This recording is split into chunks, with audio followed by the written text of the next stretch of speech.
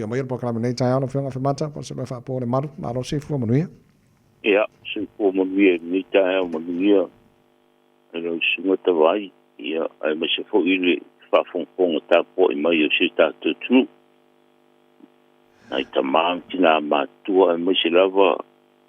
le mara i ma senga yo ta tu te fai pe ma se ni ia fatalo fatu so fe lava mo ta tu po para mi tu fio ni rang ia fatalo fatu wala nga fa la ma lo fa te tele mole fa no mo taimi ole nei fo i tai au e le va ngo te lon ta te no ai pe o va son te atu nei sa se ni elo fio ngor konsula le va nga le le vestala to tato i fa fo nei New Zealand mo tato fa nga pa no tato sang fo ai fo nga mai le mo le no le ai fsi ni fo ilo ofisa to tele pen fa na pa no tato nei fa mo min le stala tu nei mo pa no tato sang fo ia o fa te te vai on o lo tu si benisi te vidia tu le ofisa mo o te fo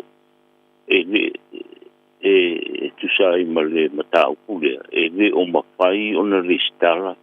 tanga tapalo te le ofisa il tato ofisa lo se consula e terminate e tawana e alusa mo pai lo scala o be e mana o mia ia o le kusfolau a mesare o le kusfolau New Zealand e kaunga i se exemption stamp o na mawhaidana whaonga i sa mo e le stala ia pe a na tātala no e sir ka ua kusfolau sa mo e kai kusa ka ua le mamao se o le exemption stamp ma le kusfolau sa mo a le a ngā kusfolau sa mo ia ko nga pulanga la ia ke la ku foi lo riskala paroka ia lo singe ka vale o penka county sambo ele en sigi pe la ku mal ku solo sambo al pulanga la le stala le finga parota ele o mo fai ona le stala la nga kawanga malanga sambo pu elo wata ia ma fai lo fingerprints ia ma va ku fa ma ngianga a fa yo o makai ko nga va ku lo pe makai mo ku la fa pena ina ia mo tino ai ia li tu paro te paro ka ia mo ku la fa pena io e ila isi fisilia ia nga ole official fa nga paro ka la mara bra mal ia e pio tanga ka fu ile o se makai era ku le skar ia si mga o le skar ia su era popea o fere ku malo ka un paro kai a wal kula fungole ke mingi ta vai o le me ke mo foi ka un paro kai a dia le fa nga le wa nga le ke mi fulu tu singa no bu sa e sa mo o ina la ke qualify e le nu sa e tu singa no bu wa le mo ma fa mo o le setse ta to tu ia ai tu langa la e le mawhai ona le skala i aolo tatia le tula fono o inga paro tempe inga paro ka kui whafongi ia se i tau a fiel pal mene a tono e whai ona pasi ai ona mawhai e lole ona paro ka kui whaf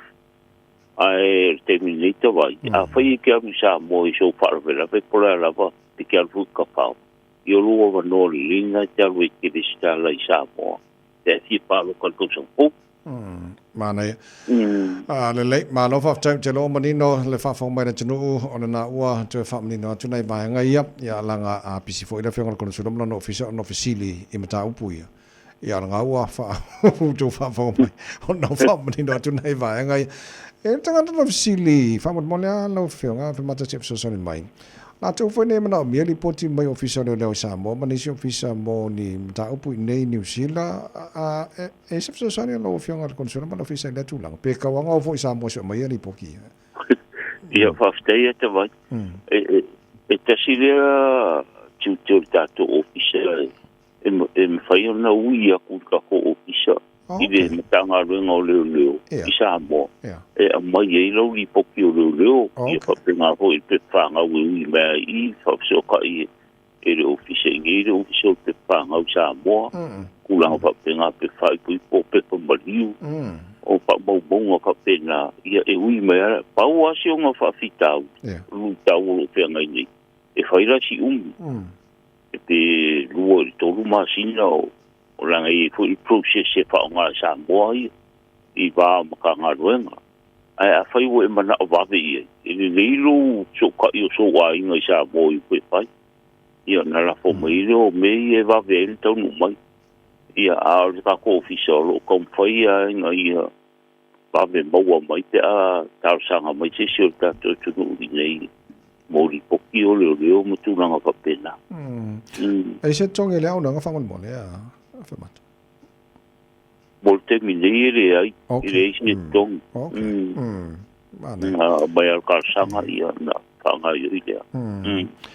la sifsini mai le community mane fo ile social media te tata no fo il vanga le famanino e se le tau le tusi fo lau fo le te mana o ai te mi vavea a fa pe la kungi ki mga o kusi fo lau ngos fa la fa fo se e ki mga o kaya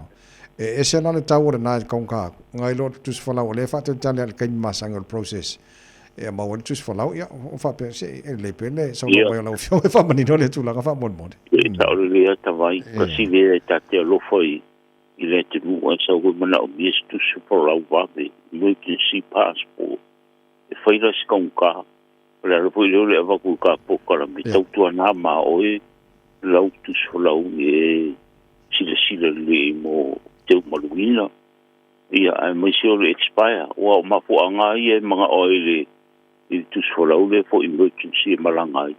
o le i lo ku so lau po fa le anga i le tu so lau ia po expire ai al ka pa ku o fa le tonu tu sulau fa ina stanta e ku ki fa ro inga le ka o le ku sulau a masani ro na wala fa ia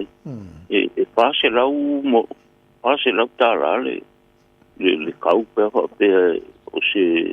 ku sulau pa pe ma o bi ia me nga ka o ki le tau lo ia me so ta po kalam ia e si le sto o le kusola o le ku mai o la visa mo ia po fe la vole tu ti mbranga ia ala e le lo tu sola o la par kai ni ta pena ta o ti o na mo ma no fa tai o lo tonga lo fa tasi malta to trade commissioner ia po le fa sunga fo ia va tu o mo malta to o fa ngadwenga fa vai taimi tono New Zealand nei ia fa tai ia le fafsit fo i matulanga tato trade commissioner te le aia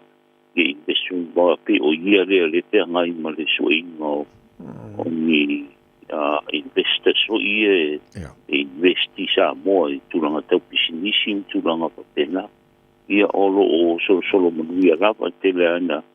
pisile sunga le kumsina pato inga i rato fontang ia makampani ma le au pai pisinisi a wala vane mo ni